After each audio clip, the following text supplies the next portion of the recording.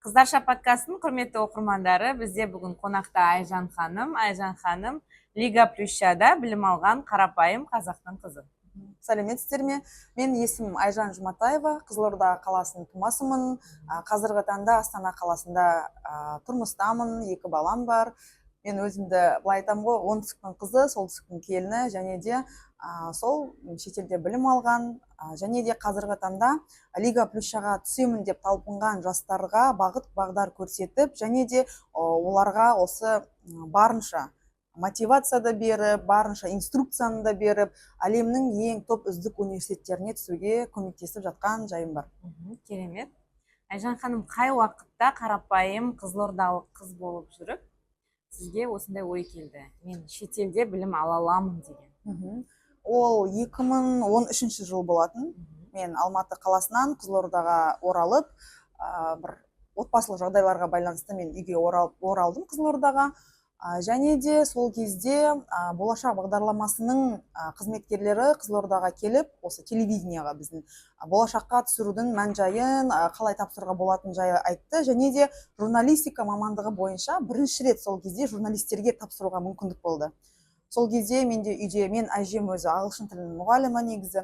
Сол кісі маған айтады: Айжанка, сен тұрмыс құратын ондай ойың жоқ па, қызым дейді. Мама, ондай ой жоқ менде дедім.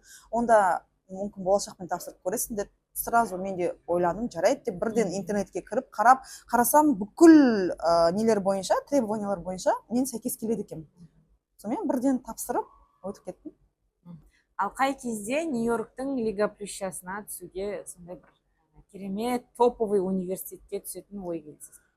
Негізі ол кезде енді қазір болашақ бағдарламасында көптеген өзгерістер болды ғой. Бірақ сол 2014-15 жылдары мен оқыған кезде бізді бір жыл языковойға жіберді. Foundation дейді ғой қазір. Языковой мен Урбано-Шампейн қаласында болдым, Иллинойс штатында бір жыл оқып, бір жылдан кейін барып 5 университетке тапсыруға мүмкіндік берді болашақ. 5 университетке мен тапсырдым. 5-еуі де жақсы университеттер. Біз білеміз ғой, болашақ бағдарламасы ол ең топ 100 университетке ғана оқуға мүмкіндік береді. Ондай жай, ондай оңай түсетін жерлерге жібермейді. Бірақ Лига Плюща ол әлемнің, сол Американың ең үздік 8 университеті. Оған америкалықтардың тіпті Дональд Трамптың баласы түсе алмаған, Колумбийский, Гарвардқа да, сондай университеттерді. Соған мен ойланып отырдым, 5 университетке тапсырып қойдым да, 6-шы Колумбийский университетті көрем, именно мен мамандығым бар екен. Мен сол Strategic Communication дегенде оқыдым, стратегический коммуникация. Қарап отырып, университетті толығымен зерттейсің ғой бірінші түсердің алдында. Зерттеген кезде, егер бүкіл әлем бойынша 100% абитуриент тапсыратын болса, соның 3-4% ғана өтеді деген статистиканы көрдім Лига Плющаға. Қарап отырып, мен мүмкін вряд ли түсем деген бір ой болды. Бірақ қана 5 вузға тапсырып тұрмын, оның ішінде 3-еуіне уверенно 100% түсем деп ойлап тұрмын да, солардан приглашение келеді деп. И наны давай, типа, ради удачи көрейінші деп, сөйтіп тапсырам ғой. Бірақ ең қызығы, 3-еуіне точно түсем деген вуздың 3-еуінен де маған отказ келеді ғой. Өйткені біз білеміз, ол Америкада өйтіп грант, еш нәрсе болмаса да жай приглашение алу, оқуға түсу деген ол өте үлкен дайындықты қажет етеді. Мен сол 3-еуінен отказ алғанда мен ойладым, мен бітті, мен енді ешқайсына түспеймін деп ойладым. Бірақ одан кейін тағы бір университеттен приглашение келеді, деп өз-өзімді успокоила, все болды, мен сол вузға барам деп отырған кезде, ең соңынан маған осы Колумбийский университеттен хат келеді, сізбен интервью өткізгіміз келеді деп. Вот сол кезде бәрі басталды. Ол интервьюді алдында дайындық болды, Жоқ, интервьюге дейін енді олар менің бүкіл немді көрген ғой. Жазған мотивационное письмо, бүкіл GRE, TOEFL, өте көп үлкен дайындық болды. Барлығын жібергенмін, ұнаған, бірақ оларда бір, енді оларға деген бүкіл әлемнен 100 мыңдап адам заявка тастайды ғой бір жылда. Соның ішінен олар таңдап алу керек қой. Жеке сөйлесу керек. Сол кезде маған айтады, сізбен жеке интервьюға шығамыз деп. Ол кездесуге мен қалай дайындаларымды білген жоқпын, бірақ мен өте қатты қуандым. Олар, мен еще былай ойладым, егер мен даже өтпесем де, что они хотят со мной интервью провести, это для меня вау деп ойладым да. Интервьюға қатыстым. Сол кезде олардың маған айтқаны, Айжан, бізде как бы бәрі ұнап тұр, бірақ осы жылы бізде адам саны толық болып тұр. Сізді автоматически келесі жыл қабылдасақ қалай қарайсыздар деді. Мен одан отказ беремін ғой бірден. Бірақ ең қызық нәрсе, адам деген көп адамдар Лига Плющаға түсу үшін 3, 4, 5 жылдап дайындалады. Өйтіп автоматически келесі жылға түсесің, это тоже өте үлкен мүмкіндік та. Бірақ менің оларға отказ бергенім, оларға бір қызық жайт болып қалды. Қалай бізге отказ қойды деп. Сосын олар айтты, давайте бізге 1-2 күн беріңіз, біз тағы ақылдасып көрейік, бізден басқа шешетін тағы бірнеше адам бар бізде комиссияда деді. Жарайды деймін, айтамын, уайымдамаңыздар, менде басқа вуздардан приглашение келіп тұр, мен 1 жыл уақытымды күтіп өйтіп құрта алмаймын деймін ғой. Сөйтсем, ертесіне маған уже олар осы жылға приглашение шақырды. Иә, ол жерден, наверное, кішкене психологический шығар, что наверное, я себя показала нереально крутой, что я отказываю им, да. Сондай момент болды. Иә, ол да бір оларда трюк шығар, иә? Иә, бір трюк болған шығар сол. Иә. Түсетін жаңағы шешім қабылданғаннан кейін үйде әдемі тойлаған шығарсыздар деп ойлаймын. Қуанды ма әжеңіз? Бәрі қуанды, бірақ қызық нәрсе, енді шындығына келгенде Лига Плющаның не екенін көбісі түсінбейді. Түсінбейді екен менің ортамда сол моментте. Өйткені мен 1 жыл языковойда болып келдім. Келесі жыл енді оқуға түсіп жатырмын. Менің қуанышымда шек болған жоқ. Мен секіріп, мен шын айтсам, эмоциямды қалай шығарарын білмедім. Негізі адам өте қатты қуанғанда да эмоцияны дұрыс шығару керек екен да, өйткені қатты ауырып қалуы мүмкін одан кейін. Мен секіріп жатырмын, қуанып жатырмын, үйдегілер де қуанып жатыр. Бір жағынан олар айтады, сосын достарым айтады, мен Колумбийскийға, Лига Плющаға түстім десе, барлығы маған, Айжан, сен и так Америкада оқып отырсың ғой дейді. Түсінесіз? И сол кезде соны түсінетін адамдармен бөліскім келеді да. И маған жан жақтан болашақпен оқып жатқан бүкіл таныстарым бәрі хабарласа бастады, потому что олар түсінеді ғой, это топ да. Потом мен өзім бір ағам бар, МГУда оқыған, Сафуан Гуке, ол кісіге звондаймын, ол ондайды түсінеді да, ондай нәрселерді. Блин, Айжанка, это нереально круто деп ол құттықтап жатыр. Негізі сондай кездерде, мысалы, бір сондай нәрсені сені түсінетін уровендегі адамдар құттықтағаны және олармен бөліскен, ол күштірек та. Өйткені мыналар ойлайды, жарайды, сен и так оқып отырсың ғой Америкада, че сонша секіріп жатсың. Шынымды айтсам, қуандым, бірақ қуанышым где-то 1-2 сағатқа ғана созылды. 1-2 сағаттан кейін уже менде трезвое мышление, мен ойлана бастадым. Мен Нью-Йоркта қалай боламын? Нью-Йорк үлкен қала ғой, кішкене қорқыныш болды. Сосын Нью-Йоркта одан кейін Лига Плюща, мүмкін олар мені қателесіп таңдап қалды деген ой болды менде. Барып тұрамын, мен қате, может, олар мені қабылдап қалды. Бірақ сол кезде мен анамның айтқан сөзі болды да, маған күшті поддержка болды. Айтам, мама, мүмкін бұлар мені чисто случайно өтіп кетіп тұрған шығар, мама, қалай мені қабылдапты, мен қалай оқимын ана жақта деймін да. Мен қалай оқимын деген менде уже қатты тревога. Мен өзім тревожный адаммын, негізі тревога болады да. Олардың деңгейіне сәйкес болмасам, олардың деңгейіне қалай сәйкес боламын, өйткені енді бүкіл әлемнің сол министрлары, президенттер оқитын, даже Американың 4-5 президенті оқыған. Дайындалып барып, соған мақсат. Ал мен 1 жылда сөйтіп түсіп кетіп тұрмын. Сол кезде мамамның айтқаны, қызым, олар сені жайдан жай таңдаған жоқ. Мүмкін сен өзің білмейтін потенциалды олар көріп тұр дейді да. Сондықтан түк те уайымдама, сен түстің ғой, значит сен ары қарай соны алып кете аласың деді. Ең қызығы, мен сол университетті полностью 5-пен отличница болып бітіріп шықтым ғой. 2 жыл оқыдыңыз ба? 2 жыл, иә. Нью-Йоркта 2 жыл. Ол жақта қандай мамандық? Ол жақта strategic communication, стратегический коммуникация. Енді біздің тілге аударғанда пиар ғой. Иә. Пиар саласында келгеннен кейін жұмыс жасадыңыз? Иә, жұмыс істедім пиар саласында. Қызылордада ма? Жоқ, мен Қызылордада жұмыс орным сақтаулы болды телевиденияда, бірақ Нью-Йорктан кейін Қызылордаға бірден оралу маған өте қиын болды. Қанша уақыт болдыңыз бұл жерде? 1,5-2 айдай ғана болдым. Мен Қызылордаға келдім, әрине мен өз туған жерім жақсы көрем, күшті көркейіп жатыр, мақтанам. Қызылордадан мықты осындай қыздардың шыққанын қалаймын, өзім Қызылорданың дамуына үлесімді қосқым келеді, бірақ бәрібір енді әркім өз-өзін изучать ете бастайды ғой әр адамда. Мен өзім бір үлкен қалаға, бір үлкен масштабта өмір сүруге арналған адам сияқты сезінетін едім. Сондықтан мен үлкен қалаға қарай ұмтылдым. Бірден Астанаға кеттім. Ол жерде международный отдел новостейде жұмыс істедім, Хабар 24-те. Содан кейін барып, мен Қазақ Geography деген компания болды. Сол сәтте ол Қазақстанның туризмін дамытуға байланысты үлкен проекттер жасап жатты. экспедициялар осы 10 күн 20 күн деп бүкіл блогерлармен путешественниктермен нелермен ғалымдармен сөйтіп путешествияларда сөйтіп жүретінбіз. Мен өзім бір ішкі еркіндіктің сондай адаммын да, андай бір любознательный шығармашылықтың адамы болғандықтан маған сол жұмыс қатты ұнады. Мен сол жаққа қарай кетіп қалған болатынмын. Ол жерде жұмыс істеп жатсыз ба? Ол жақта жұмыс істеп жүріп мен тұрмыс құрып кеттім. Тұрмысқа құрып, одан кейін менде декрет басталды. Декреттен кейін қайттан оралғаннан кейін енді карантин көп нәрсені өзгерткен ғой. Карантиннен кейін бүкіл проектілердің бағыты өзгерген, бүкіл құндылықтар өзгеріп кеткен организацияда.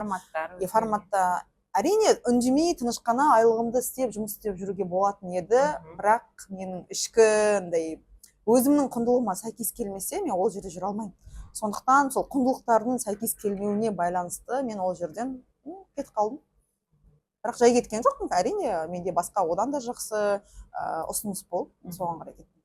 Енді шетелде білім алып келгеннен кейін, шетел тілінде, яғни ағылшын тілінде емін-еркін сөйлегеннен кейін, шетелдік компанияларда да жұмыс жасаған шығарсыз. Иә, әрине.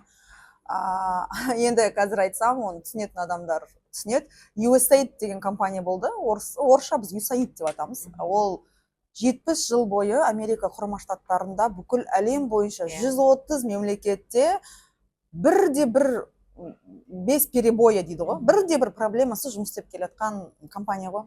Мен сол USAID-те жұмыс істеуді қатты армандайтынмын. Сол менің арманым болды. Енді біз әрине адам өзіне бір қысқа мерзімді мақсаттар қояды, ұзақ мерзімді мақсаттар қояды. Менің 5 жылдық мақсатым сол USAID-қа жұмысқа кіріп, сол USAID-тің өзінің сол Вашингтондағы головнойдың штатына қарай бір мүмкіндік жасағым келді да, бәрібір енді ол жақтың зарплатасымен өмір сүргім келеді. Енді шындығына келу керек қой, мүмкіндік болса неге оны істемеске, бірінші бір проектке кірем Қазақстанда, бірақ сол USAID-тің проектісі, ол жақта мен договор бойынша, жарты жыл договор бойынша жұмыс істедім. Жарты жылдан кейін оларда жаңадан 5 жылға проект ашылып, мен штатқа кірдім. Штатта болдым. Қуанып, енді 5 жыл менде в любом случае жұмысым бар, и при этом я работаю онлайн, понимаете? Онлайн, у меня командировки, комфортно. И сөйтіп жүрген кезде, бәрі апатем болып келе жатқан кезде, Трамп президент болып келеді. Енді қазір политикалық жағдай өте қиын болып тұр ғой. Трамп президент болып келеді да, бірінші жұмысы сол USAID-тің бүкіл емес, енді 1-2 ғана проект қалған шығар, өте аз, 2% проект қалды деді ғой. Бірақ қазір полностью жауып тастады ау деймін, өйткені Вашингтондағы офистер жабылды деді. Тоқтатып тастайды. Бәрін тоқтатып тастады. Сол кезде бүкіл әлемде 130 мемлекетте бүкіл біздің бүкіл коллегаларымыз бәрі жұмыссыз қалады. Вашингтонда америкалық менің коллегаларым, өз әріптестерім кәдімгідей барлығын ешкім не ожидал. Потому что бәрі күтті бір нәрсе болатын онша емес, бірақ дәл осылай бірден жауап тастайды деп ешкім ойлаған жоқ. Ол енді Америкадан не үшін жақсы көретін едім мен, өйткені ол демократия, еркіндік, стабильность деп жақсы көретін едім ғой. И сол кезде мен өзім еще помню, отырдым үйде былай отырмын, ойланып, енді мен көп знаки дейді ғой, сондайға мән беретін адам. Айжан, саған знактар беріліп жатыр ғой. Кішкене, может, ты пересмотри свое направление, может, ты не туда идешь, не в ту дверь ты стучишься. Окей, это круто, да, стараться в международных проектах быть, в международном уровне работать, это круто, но при этом, может, сенің миссияң кішкене басқашалау шығар. Мүмкін сенің миссияң басқашалау шығар, мүмкін сенің бір нәрсені басқа бағытқа қарай жылжыту керек болды да. Мүмкін бір өзгеріс керек шығар деген, сол белгілер болды. Содан бастап мен тоқтаттым, бір өзімді сөйтіп баспен ұрынып, иностранный, международный проекттерге кірем деп ізденісте жасап жатқан жоқпын. Бірақ осы менің, білесіз ғой, отбасылық бізде бір жағынан бизнесті, бізде бір жағынан генетически біз мұғалімдеріміз бәріміз. Ағылшын тіліне неге осы қазақстандық жастарды үлкен топ вуздарға түсуге дайындап, және де бүкіл әлем бойынша неше түрлі мықты гранттар бар. Біз енді болашақ өзіміздің мемлекеттің беретін, ол ең өте керемет мүмкіндік негізі. Оны қолдану керек деп ойлаймын. Бірақ одан бөлек, одан да жақсы мүмкіндіктер бар. Солардың өзін қарау. Көп екенін көрсетіп, шабыттандырмасқа дедіңіз. Шабыттандырып, сол көмектесіп, ағылшын да үйретіп, ол жақтың қалай түсу керек, қандай өзінің нюанстары бар, соның бәрінен неге маған сондай жастарды дайындамасқа деген ой келіп, сол бағытта қазір жұмыс істеп жатырмын. Енді сол шетелге түсу бойынша менде бір сұрақ болып тұр. Жаңа 5 университетке тапсырдым дедіңіз, бесеуіне де 5 түрлі мотивационный письмо дайындық жүрді ма, әлде бәріне бірдей, бәрі шаблонмен жүреді ма? Негізі кез келген шетелдік вузға түсетін жастарға айтқым келетіні, мүмкін жас емес те шығар, қазір үлкендерге де түсуге болады, онда ешқандай не жоқ, тосқауыл жоқ та. Университетті толығымен зерттеу керек бірінші. Егер университеттің сайтына кірсеңіз, бүкіл жазылып тұрады. Соның ішінен шығарып алу керек. Вот айтады ғой, как бы таргет аудиенс, сіздің түсінесіз ғой, да, целевая аудитория деген сияқты. Олардың да өзінің целевая аудитория, өзінің студенттердің картинкасын шығару керек. Оларға қандай студент керек. Әрине, сізде основной скелет дейді ғой, основной как бы фундамент жазған кезде бір нәрсе болады, бірақ әр университетке өзінің бір нюанстарын қосып, бөлек-бөлек мотивационный письмо шығару керек қой. Өйткені мысалы мен Колумбийскийге жазғанымды, мен Бостон Университи, Вашингтон бәрін жаза алмаймын, өйтіп жазған жоқ. Мен әрқайсысына бөлек-бөлек, бірақ основной фундамент бірдей болды. Бірақ әрқайсысын изучать етіп, әрқайсысына қандай оқушы керек, қандай студент керек, өзіңнің бір сол качестволарыңды көрсету арқылы, сөйтіп қана сіз өзіңізге как бы қарата аласыз оларды. Иә.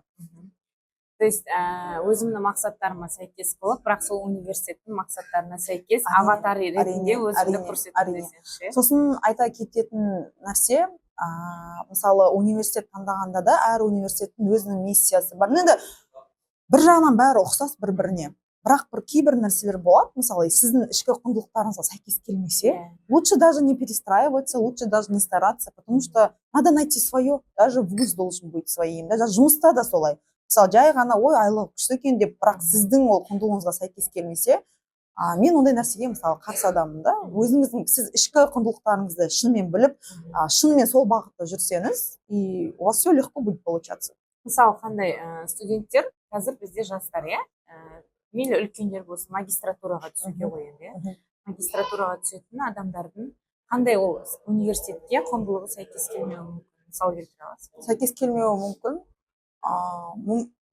Былай өйтіп айта алмаймын мынау нәрсе деп ше. Мысалы Колумбийский университетте олар в основном өте басқаша ойланатын, кішкене басқаша креативность, во-первых, екіншіден мысалы Қазақстан, менің ойымша менің мотивационный письмом не үшін өтіп кетті. Өйткені мен мотивационный письмо жазған кезде өзім туралы айтқанда, мен өзім осы Қызылорда қаласынан екенін жаздым да. Мысалы Қызылордадан ол жақта оқып жатқан адам почти жоқ деп айтып, бар шығар енді, бірақ өте көп емес та, болған шығар осыған дейін. Сондықтан оларға мысалы бүкіл Алматыдан, Астанадан, на самом деле сондай кезде бізде нелі көбірек возможностьтар. Мысалы именно үлкен қалалардан бүйтіп бір адам бір нелер жинай бергенше оларға әр түрлі жан-жақтан адамдар керек та. Басқаша опыт болу керек. Сол кезде мен өзімнің ата әжемнен тәрбие алып, ата әжемді мама, папа деп өскенім туралы жаздым. Оның өзі оларға бір қызық нәрсе, я. Стандартты емес нәрсе. И при этом я написала о том, что я благодарна за это, а не так, что мен прям осы нәрсе менің психикамды бұзды, бір нәрсе жазған жоқпын да. А что я благодарна, что у меня было несколько родителей даже, ну, это же мои бабушка, дедушка, но при этом соның бәрін әдемі басқаша көзқараспен жеткізіп, что ол нәрсенің өзі, ол бүкіл әлемде болып жатқан нәрсе емес қой, сондықтан олар қызық болып көрінді. Қазақстанға келдім дедіңіз, журналистика бағытын сонымен уақытша болуыма білмеймін, тоқтаттыңыз, иә? Негізі журналист болу, ол менің кішкентай күнімнен, балалық шағымның арманы. Мен армандадым кішкентай күннен бастап, сабақ оқысам да, айнаның алдында, алдарыңызда Жұматай Байжан деп кітап сөйтіп оқып отыратын, иә, диктор сондай деп. Аллаға шүкір, журналист білім алдым, жұмыс істедім. Ұзақ, прям күшті жұмыс істедім айта алмаймын, бірақ қысқа уақыттың ішінде мен өзімнің бір ішкі ой түйіндерім болды. Ол жерде де мен ішкі құндылықтарыма сәйкес келмейтін, енді ол ішкі нәрселер ғой. Системада маған ішкі құндылықтарыма сәйкес келмейтін нәрселер болды. Сондықтан мен өзіме шештім, жарайды журналистика, бірақ журналистика жақын пиар, коммуникация, ол да жақсы нәрсе, сол жаққа ауысып кеттім. Енді бұл жерде мен оны прям ашып, былай айтуға да айтуға болады в принципе. Бірақ бұл енді біздің ол өзімнің әріптестерім де бар, достарым да бар журналистикада жүргенде. Мен олардың барлығын өздерінің сол жолда жүргенін құрметтеймін. Өйткені әркім өзі таңдайды ғой. Мен оларды бір осуждать етті, бүйтіп жатыр деп айта алмаймын. Бірақ ол менің ішкі құндылықтарыма сәйкес келмеді да. Мен ол системада жүре алмадым. Сондықтан жарайды деп мен лучше мен өзімді өзгерте салдым да. Ондай форматтың адамы емес. Иә, өзімді лучше мен кішкене, лучше я переквалифицируюсь и мен спокойно, нормально өмір сүремін, нормально и безопасно дейді ғой, безопасностьқа да мен өзім енді қыз болғаннан кейін отбасы құратын ана болғандықтан мен деген сол жағында ойладым да. Негізі мен андай егер журналистикаға кетіп қалып прям не қылғанда бір болады ғой, бәріне қарсы шығып сондай журналист болғым келген ғой негізі. Ондай сосын ойладым, жарайды, мен тыныш қана нормально өмір сүрейін, зачем мен бүкіл әлемге қарсы шығып, лучше я все через любовь дедім да. Мен ол нәрсені сол жолға түскісі келетін адамдарға берейін да. Мен ер адам емеспін, мен ондай құдіретім, керемет күшім жоқ. Ол жағына емес, мен лучше позитив жағына көшейін деп кетіп ауыстым. Мейірімге қарай. Иә, ол шындық. Керемет. Енді сол мейірімге ауысқаныңызға келейік. Ана болу бақыты сезінген кезде Америкада жүрген Айжан мен осы жақта ана болып Айжанның өзгерістері болған шығар, иә? Әрине, ол деген өте үлкен ауқымды тақырып. Негізі Америкада жүргенде де менің үйдегілердің ең үлкен қорқынышы, бұл ең бастысы қазаққа күйеуге шық, қазақ. Ол мида құйылған нәрсе ғой негізі. Енді болашақ бағдарламасы қазір бакалаврға жібермейді. Не үшін? Өйткені бакалаврда 17-18 жаста балалар кетеді, олардың полностью ойлау қабілеті бәрі бірден ана жаққа бейімделіп кетеді да, қалыптаспай сөйтіп кетеді. Енді магистратураға кетеді адам, еще 2 жыл опытпен, где-то 25-24 жаста уже ол ойы қалыптасқан адам да. Бәрі оның бәрі қалыптасқан адам, бара салып бірден 1-2 жылдың ішінде оның көзқарасы бәрі өзгеріп кетпейді да. Сондықтан әрине Америкадан алатын нәрсе өте көп. Білім жағынан, инновация жағынан, ғылым жағынан өте көп нәрсе алуымызға болады. Бірақ отбасылық құндылықтарға келгенде, мен оны әрқашан айтамын, отбасылық құндылықтар деген ол біздің Қазақстанда күшті, бізге құйылады миымызға, иә. Қазір енді құндылықтар тоже кішкене ақсандап тұр. Бірақ соның өзінде ол әрі адам өзіне байланысты деп айтамын да. Менде сондай құндылық болды, мен қазақ жігітке күйеуге шығам деген менде ой болды. Және де былай ойланып, енді масштабно, глобально ойлаған кезде мен бір компанияға барып, либо Қазақстанның бір саласында бүйтіп қызмет етіп жүргеннен көрі, мен осы бір өзімнің ячейкамды тауып, отбасымды құрып, осы жерден ертең мүмкін менің балаларым бір керемет Қазақстанның дамуына бір әсерін тигізетін шығар. Сондай балаларды өсірсем деген менде ой болатын. Мүмкін мен соның жетегінде мен келіп Қазақстанға тұрмыс құрдым. Қазақ жігіт, бірақ солтүстіктің жігіті. Сонымен қазір 2 балам бар. Негізі оның бәрі алдын ала менің осознанный выбор дейді ғой. Ол былай емес, что мен қалып бара жатырмын, не емес. Это было осознанно. Қазіргі кезде ағылшын тілінен студенттерді дайындап жатсыз, иә? Иә. Сол туралы айтып кетесіз. Иә, студенттерді онлайнда, офлайнда қазір қабылдап жатырмын. Және де тек қана студенттер емес, оқушылар да бар. Мысалы, менде қазір 7-ші класстың бір оқушысы бар. Мен өзім Астанада, мен әлі үйден қабылдап отырмын. Енді Құдай қаласа центр ашылады бізде. Ол кісі маған қатынап оқиды да, алыстан. Мен айтамын да, не үшін десем, Астанада. Иә, Астанада маған басқа жақтан қатынап оқиды, хотя центр көп қой, дәл үйінің қасында да толып тұр. Айтсам айтады, маған именно Лига Плющамен бітіріп келген адам керек. Өйткені мен қызымды, ол 7-ші класс оқиды ғой, 11-ден кейін ол Америкаға мықты топ вузға түсу керек. 7-ші класстан бастап уже как бы стратегический план, что на қыз сол жаққа түсу керек. Біз қазір соны ақырындап дайындап жатырмыз, иә, ол бар. Лига Плющаға түсу үшін неше жыл кемінде дайындалу керек? Негізі жақсы сұрақ. Мен жақында ғана бір подкаст көрдім. Кстати, өте прям көп қаралым. Сол жақта бір кісі айтып жатыр, Лига Плющаға 1-ші класстан бастап дайындау керек баланы деп. Мен оған қарсымын. Өйткені 1-ші класстан бастап баланың өйтіп миын ашытып, ол это как прямая дверь психиатру дейді ғой, өйтіп қажет емес. Бала ойнау керек, ойынға тою керек, әбден өзіне не ұнайды бәрін көру керек. Содан кейін ғана барып ақырындап айта беру керек, балам мынандай топ вуз бар, мынандай бар екен, көресің ба, бірақ оған внушать етіп сен лига плющаға түсуің керек деп, а ертең ол бала түсе алмай қалса онда не істейді мысалы ше. Как будто өмірінің бәрі, өмірінің бәрі бір не карточный домик сияқты сынып кетеді ғой, олай қажет емес. Оны где-то сол қазір 7-ші класстан бастап дайындалып жатыр ғой, тоже жақсы 7, 8, 9 оқып жүрген, хотя бы 2-3 жыл бұрын дайындалып бастау керек қой. Өйткені біз білеміз ғой, әр университеттің өзінің заявка қабылдайтын уақыты болады, оны білу керек. Әр университеттің өзіне арнайы тесттерді тапсыру керек. Ол тесттерді тапсыру үшін бірінші ол тестке дайындалу керек. Мысалы, кейбір университеттер TOEFL-дан қажет етеді, кейбір университет IELTS қажет етеді. IELTS, TOEFL олардың бәріне дайындық, ол да үлкен дайындықты қажет етеді. Ол жай ғана бір тесттің результаты болып ол жерге заявкаға кіреді, бірақ ол үлкен жұмыс оның артында. Оған дайындық керек. Және де мотивационный письмоның өзін, мысалы мен мотивационный письмоны 2,5-3 айдай жаздым. Ол отырып, мысалы бір отырғаннан бүйтіп жазып беріп жүретін нәрсе емес. Оны жазу керек, оны бірнеше рет тексерту керек. Сосын плагиат жағына өте қатты байқау керек. Мүмкін біздің вуздарда как-то плагиат жағын бір нәрсе қылып келтіруге болатын шығар, ол жағын енді толық білмеймін, бірақ шетелдік вуздарда ондай нәрсе болмайды. Мен тіпті сол 10 жыл бұрын оқып жүріп, плагиатқа қатысты менде бір ситуация болған, сосын кейін айтып беремін. Өз ойыңыздан бәрін жазасыз, бірақ ағылшыны мықты біреулер болса, жақсы жазалатын адамдар болса, оларға да бір қаратып алу керек. Олар өзінің рекомендациясын беру керек. Соның бәріне өткеннен кейін тщательно өткізіп барып қана оны салу керек. Айтқым келетіні минимум 2 жыл бұрын дайындалу керек. Бірақтан соншалықты қиын ба, әлде қарапайым жүрген оқушы болып осы Қызылордада білім алып жүрген балаларға түсуге мүмкіндік бар ма? Мүмкіндік бар. Әрине қиын, бірақ мүмкіндік бар. Мысалы мен өзім соның несімін ғой, мысалымын ғой. Мен мысалы 2 жылдап лига плющаға дайындалған жоқпын. Мен сол 1 жылдың ішінде дайындықпен тапсырып көре салдым, мен өтіп кеттім. Бірақ бұл жерде жай ғана удача, везение деп айтуға болмайды, оған дейін үлкен еңбек жасалды ғой. Сол еңбектің барлығының жемісі болып тұр ғой. Мүмкін мен өзім неосознанно келген шығармын соған.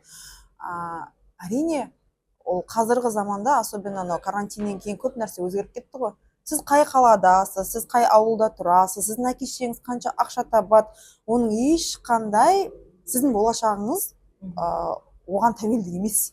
Егер сіз шынымен де қазір тұрып, мен қазір мысалы оқушы аламын ғой ағылшын тіліне, бәріне бірінші қоятын сұрағым мақсат қандай.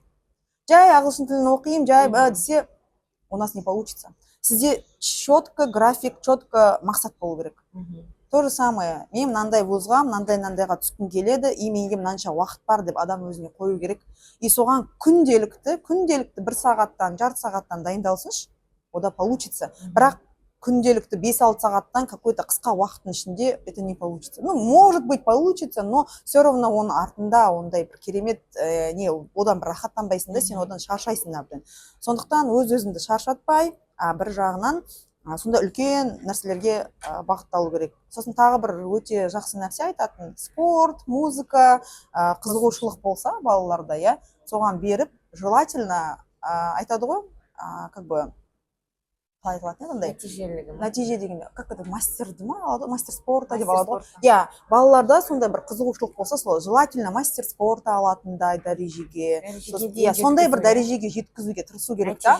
Өйткені, мысалы шетелдік дегенде америкалық вуздарда соған өте қатты назар аударылады. Жан-жақты дамуына, баланың. Және де мысалы спорт бойынша керемет нәтижелер көрсете алған балаларға арнайы басқа гранттар бар. Ол университеттің ішінде.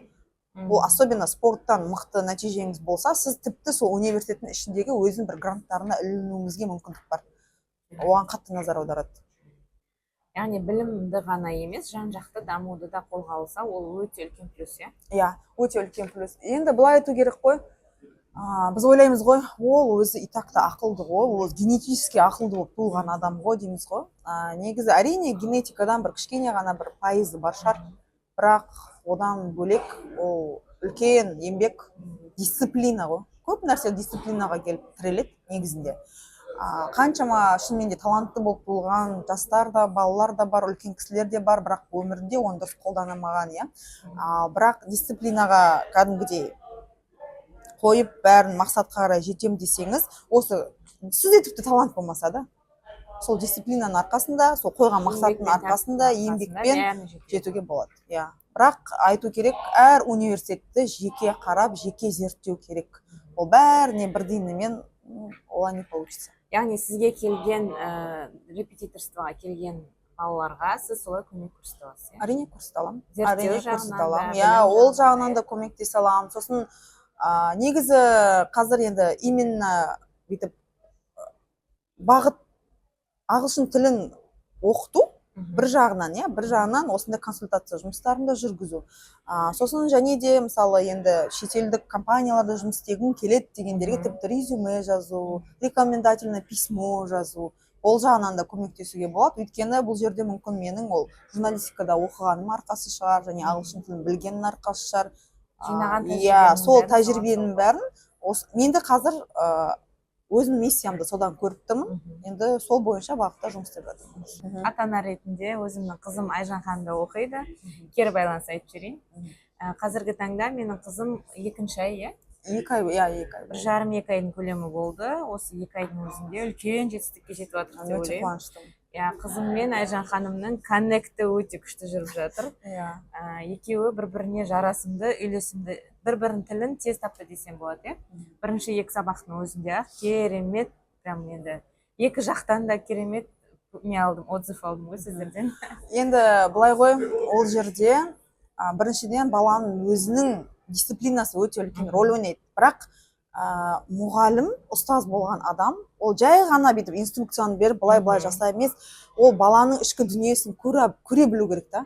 Балаға не қызық екенін, оны енді мотивация деп айтамыз ғой. Сол мотивацияны беріп, вдохновлять ету керек та. Менің ойымша, ұстаз деген ең мықты ұстаз, ол сені вдохновлять ете алады да. Даже сен қателіктер жасасаң да жарайды, ешнәрсе етпейді, кішкене ұрсуы да мүмкін, ол жарайды, бірақ әрі қарай жылжы.